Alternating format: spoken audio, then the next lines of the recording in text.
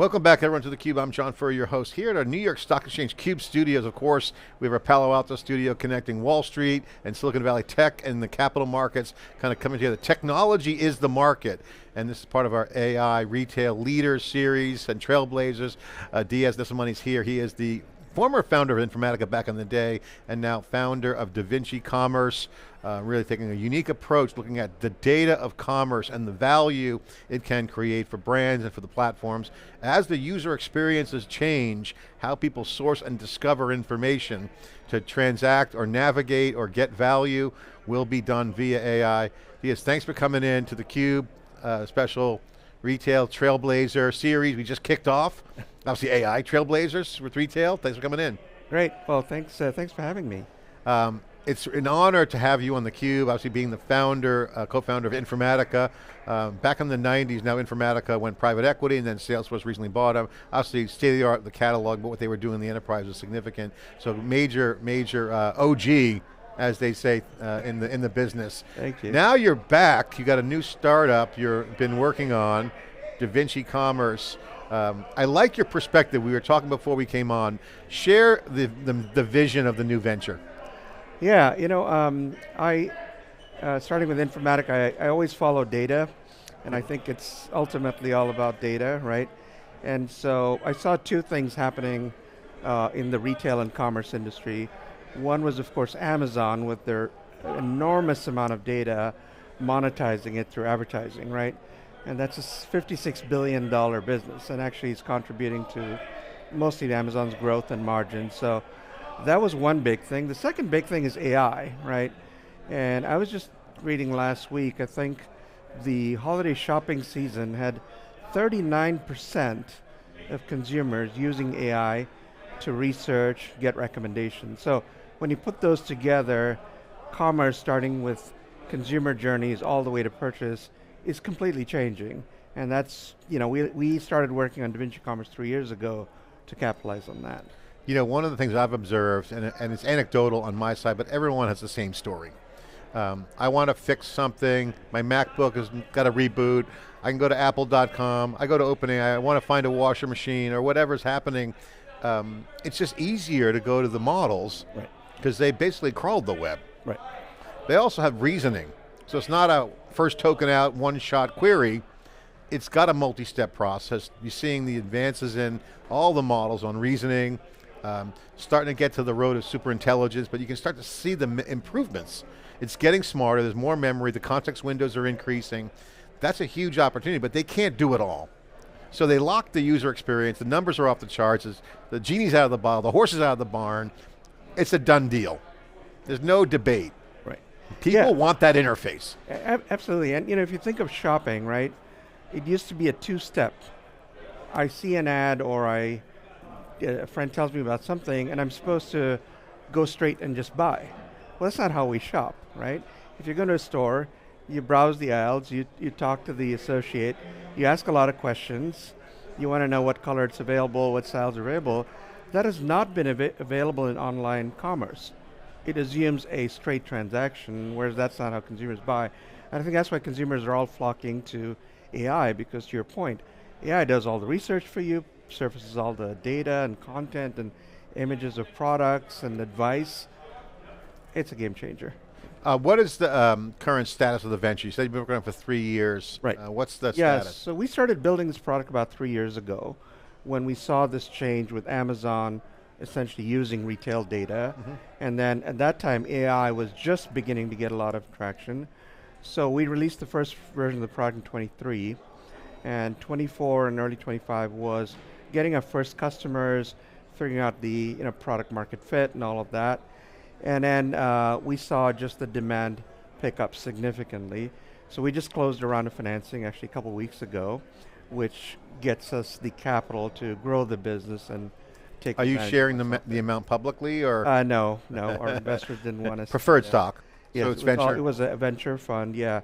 And actually we're excited to partner with 2 lead firms. Actually one of them was the head of search at Google, search engineering. So he said, yeah, I get it. This is a new model. He threw the holy water on, as they say, in the venture business. Yeah. What is the product market fit equation? How would you describe your visibility on that? You feel good about it? Is it evolving? Yeah. How would you describe that? It evolved a little bit. So first, we went to retailers, right? To try to replicate the Amazon experience for them.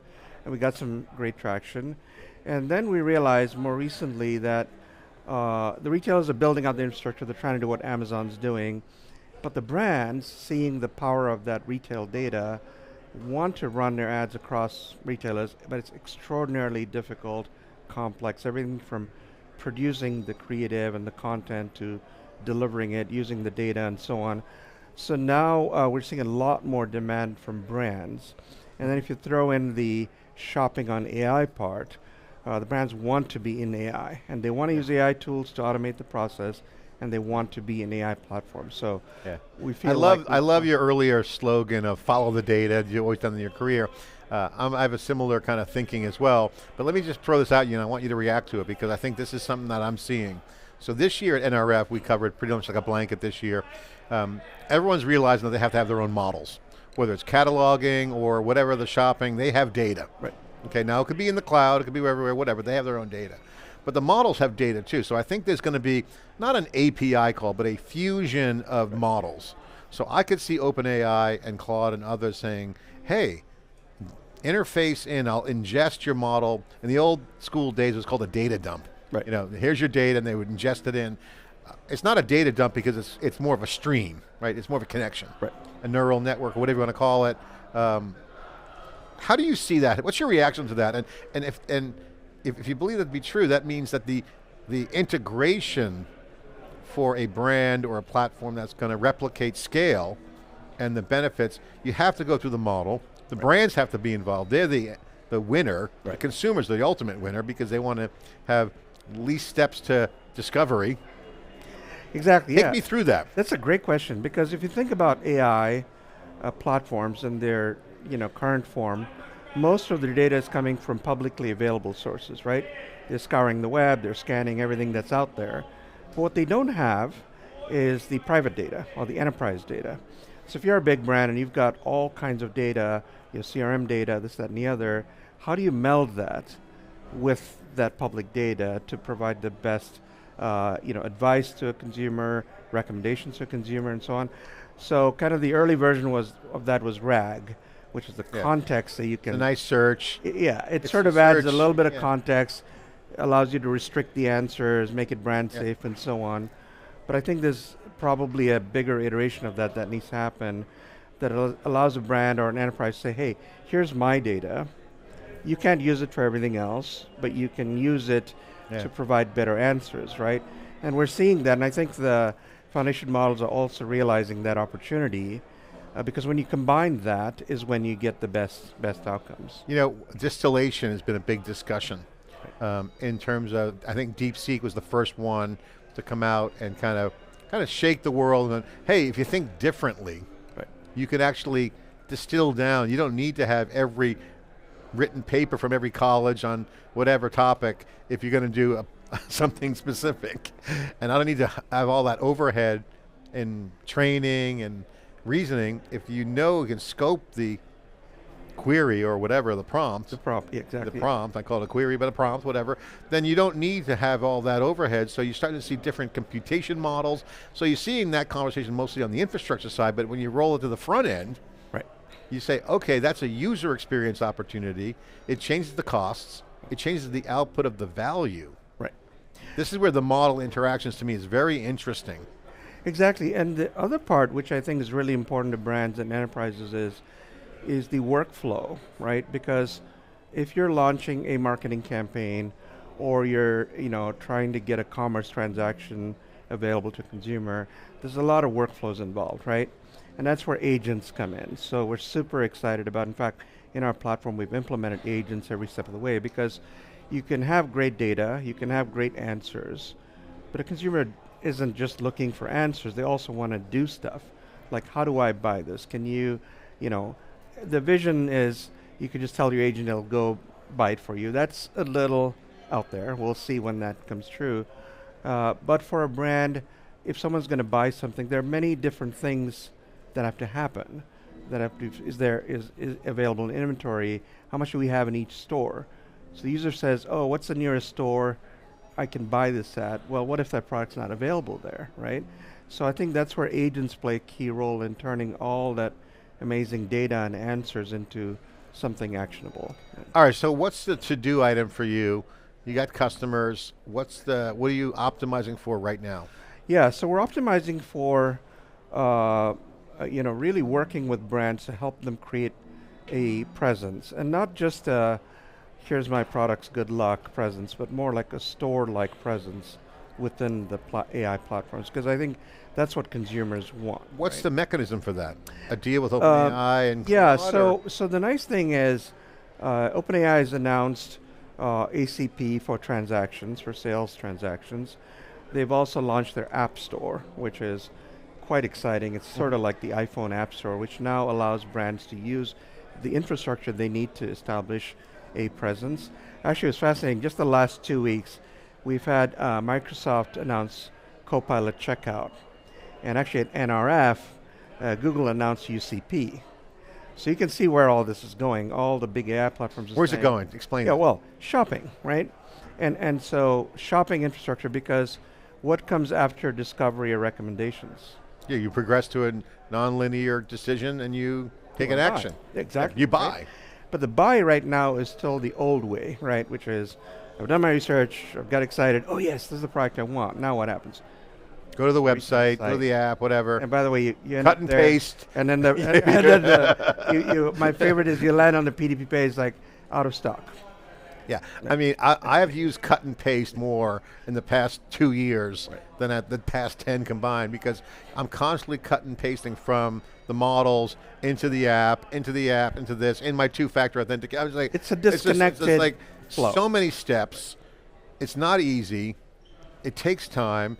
I mean, I remember on the internet there was a rule of thumb, reduce the steps it takes to do something, make it intuitive and easy to use. If you did those three things, you were successful. Well, that's the secret to Amazon. How long does it take for you to buy a product on Amazon? They make it really easy, and the ads are up top. Right.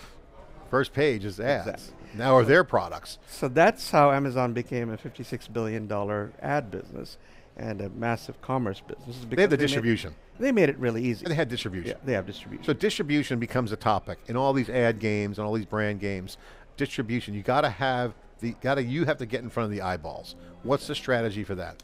Yeah, so the eyeballs, so the numbers are phenomenal, right, from the holidays of people wanting to do research and so on. So the eyeballs are going to AI, which is great. The question is what happens when you have the eyeballs? How do you monetize and so on? I don't think the AI platforms have the answer yet, but they figure, much like Google did in the early days, focus on the eyeballs, make it a great experience for them, and then eventually you should be able to monetize, whether it's through ads or it's through transactions. Nobody knows yet. But I think ultimately it's about user experience, right? I think there's too much focus on how do we get the user to buy? Well, the answer is make the user experience really good. Give them all the information. Consumers are empowered with a lot of information right now, so you can't just shoehorn them into a purchase. Oh, I'll give you this, I'll give you that, buy now, click here. Yeah. That's not working very well because they're much better informed. Yeah. So I think the focus on user experience, that's really what we're working towards, is how do we make it really easy for a brand to communicate with the consumer? And the platforms are focusing on how do we make the transaction straightforward and easy. So you have some nice investors. One of them you mentioned, head of search technology engineering. Obviously Google, I was very close to them with their AdWords, so I knew how that rolled out. AdSense became the side thing. Now you have search engine optimization. Industry emerged from the fact that organic search that they had and the paid links became so big that brands were motivated to organize their operations for search engine optimization. Right. Okay, check. That's kind of a little rundown history lane there, memory lane. Now, the big buzzword our analysts on our team are following is AI optimization, right. AEO, AI engine optimization. So, question for you is, do you see, is it a two-pronged strategy, kind of a bulk stream or connection with the engines for constant updates for data?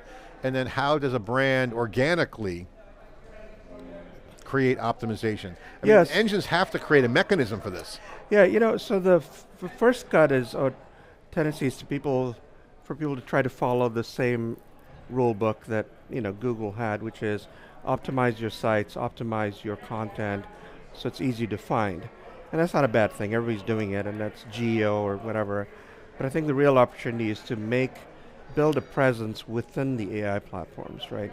That takes a little bit more work, because you have to publish not just your data, but your content, and create a real presence. Where do you publish that information? On your site, or? No, inside the AI platform.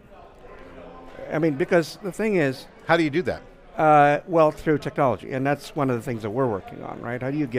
How does a brand... So you're an on-ramp, right, for brands to into the engine, create a presence in the engine. So it's like a bulk upload, but a bulk connection. Publishing. An always on. Always on, exactly. Always on connection. Always on. With some tightly coupled integration. Exactly. Right. And some other tech you guys have. Right, exactly. So, because I think if it's just about making your site visible, which is what SEO is all about, yeah. I don't think you're fully utilizing the power of AI, right? The power of AI is to allow consumers to have a conversation with you as a brand. Not just for you to be visible. I mean, that's not a bad thing as a first step. And they're crawling, they're doing scraping. Yeah, so that's good. That's all good. But you're relying on their mechanism. Right. But the problem is then after that, what happens? You go back to the old e-commerce model. A site with 10,000 products, search through, find the PDP page. One of the customers I was talking to yesterday talked about an agentic shelf, which is an interesting word because the digital shelf was in commerce sites, PDP page and all of that. Yeah. Great, but no conversation happening there. I mean, it's interesting, the web, or the internet, call it the web, has become critical infrastructure, not a transactional piece. Right. So you can almost look at your site and say, hey, SiliconANGLE, we have all this content. We actually made the bet 16 years ago that people wouldn't come to our site, that share it everywhere, so it's wide open. OpenAI crawls it nicely, so does everyone else. But it's an infrastructure node on the network. Right. So if you design your sites not to be a navigation hub, like the front door of Yahoo, whatever people used to think like that, but more as critical metadata infrastructure, basically data, you don't care if you got the catalogs of everything in there, but then you got to connect them. Yeah, and is that something that you see as well? I mean, brands should think about their website as a critical node, not so much as a hub. Exactly. So one of the terms I heard at NRF, which I really like, is conversational commerce. Right. So we're going from search-driven commerce or transaction-driven commerce to conversational commerce, and I think it's going to happen both within the LLM platforms, but even on websites. Right. So you saw Walmart implement Sparky and Amazon's Rufus. That's great because you don't go there and search for something and end up with 10,000 products that you can't find what you're looking for. You start a conversation with Rufus, with Sparky. So I think on both ends, on the e-com site as well as on the within the LLMs, if conversations can be enabled, I think that's the game changer, and that's what's new. Well, Diaz, I'm super excited for you. And the last minute we have here, put a plug in. You're an early stage company. A lot of people love to jump on startups. They're either a rocket ship and they blow up, or they make it out of escape velocity. Not saying you're going to blow up, I'm just saying that's just the way startups are. But people like to join startups, or customers and brands might want to engage. Put a plug in for where you're at, what you're looking to do, looking to hire, looking to reach out, any particular objectives you have. Take a minute to share your goals. Sure, yeah. So over the next 5 years, what we see is AI transforming commerce entirely, the entire journey for consumers. We're building the infrastructure to do that, right? And so it's an exciting time ahead. Great investors coming on board. We want to build the team. We want great, smart people to come and How big is the team now? So you're in team building mode right now? We're about 140 people. That's a big number. Yeah, you've been around for a couple of years. Yes, yeah, exactly. Key areas you're looking for, obviously engineering, hiring. Engineering, I would say FDs. That's a new term for AI engineers who work with customers closely. What's the term? FD, Forward Deployed Engineer. FD. And that is because AI has to connect into their systems, get their content, get their data. So it's kind of like a solutions architect, but an AI aware. Basically, integration is a huge critical piece to your business. Exactly. Not just here's the API. Yeah, it's not like a SaaS product here, log in and run stuff. It's infrastructure that connects into content and data. So that's something that we're looking for. By the way, NVIDIA has a term called extreme co-design. Right. That's their kind of guiding principle, which has worked well for them. Yeah. So similar vein for you, right? Hey, co-designing, making sure we are locked and loaded. Right. And that's what customers are looking for. When I talk to them, they say, hey, we don't want just a piece of software. We want your team to help us transform the way we're doing commerce, right? And so we need people that can take our tech and deploy it successfully. In terms of brand on the front end, you're looking for folks there too? Yes. I mean, building our brand, we're a small company. We just rebranded 2 days ago. DaVinci Commerce, nice. So we got the scoop here on theCUBE. Yeah, that was the name of our product, and that product was getting so much traction. So let's just name the company after that. And so far so good. Everyone's told me it's a great name. So yeah, no one's come after you yet.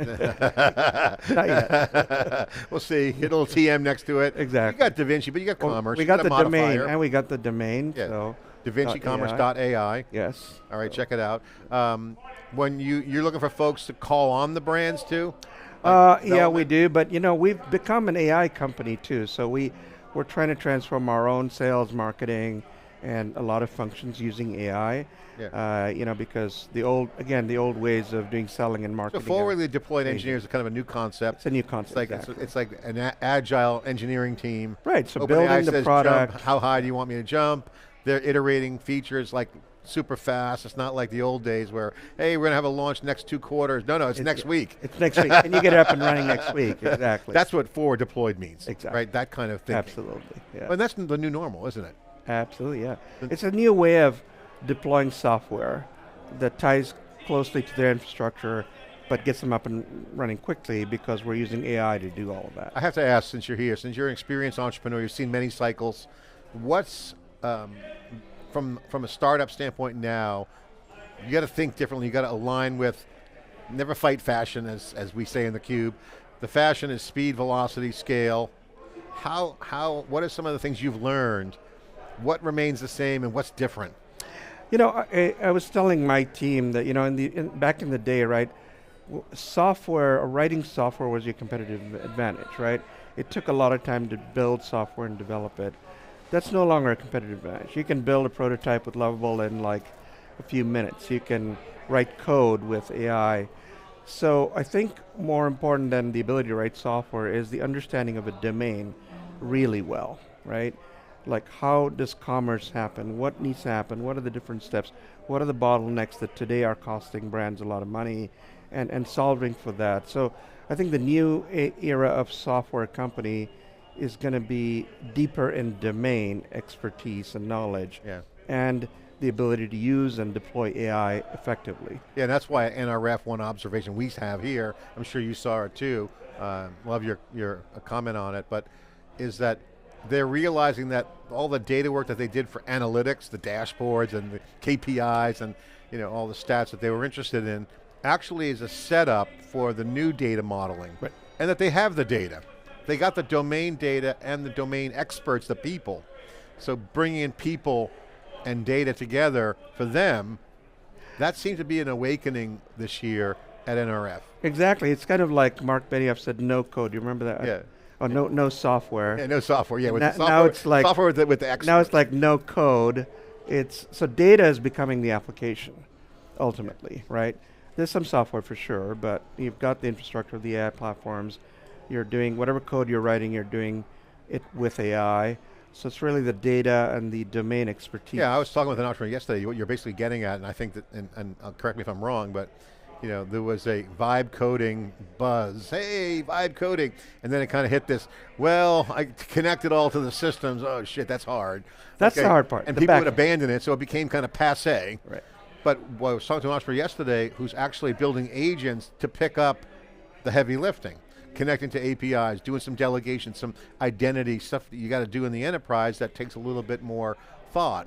So I think vibe coding is back. It never left, but it's going to have a new agentic stitch it together. Yes. Wire it up. There's some things you got to stateless data, all these things that are technical. That's where the user would have to kind of do research or be a coder. Right. Do you agree with that, that vibe coding will be really prototype? It's coming back to, it was just a cool way to build UIs, but then to get the UI to do real useful work became the problem. Like pre-production. Right. Let's review this before we press production. Exactly. But now I think with agents connecting into these vibe coding platforms, I think you're able to plug into enterprise data, enterprise content, and so on. So I'm hopeful that the combination of vibe coding for UI and UX with agents in the back end. It's almost like the old stack. Yeah. Infrastructure, middleware, apps. I mean, it is in a funny way. Those of us that middleware kind of thing. Those of us that have a few gray hairs remember that stack. So 3 layers. This is kind of middleware kind of work. Middleware, yeah. Vibe coding is great. Agents are middleware, so it's like a better, faster, cheaper stack. Yeah. Full circle. Exactly. Yes, thank you for coming in and sharing. Again, you certainly are a seasoned veteran, entrepreneur, OG, but trailblazing in retail. Love the vision that commerce was going to be completely reimagined, end-to-end experience journey, technology, everything.